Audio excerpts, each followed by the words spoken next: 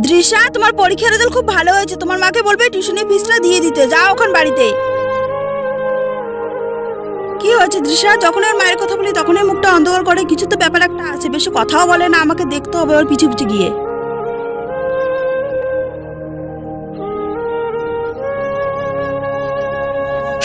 শোনা, আসো এদিকে, আসো এদিকে, আসো না।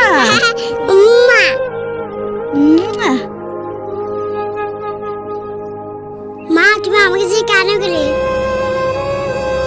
তুমি আমাকে ফেলে কোথায় গেলে মা? কেউ বুঝে না, আমার অনেক কষ্ট হয়। ফিরে আসো না মা আমার কাছে। ওর মা নেই, সেই জন্য ও এত কষ্ট পায়, ওই জন্য ও বেশি কথাও বলে না। আর আমি সবসময় মায়ের কথা বলি, আমার ভুল হয়ে গেছে। দৃশা, আমি সব দেখেছি, তোমার মা নেই বলে তুমি এত কষ্ট পাও। হ্যাঁ, তুমি কষ্ট পেও না, ভগবান সব ঠিক করে দেবে। তোমাকে আর টিউশনি ফিস দিতে হবে না। মা না থাকলে যে কতটা কষ্ট হয়, যার মা নেই সেই একমাত্র বুঝতে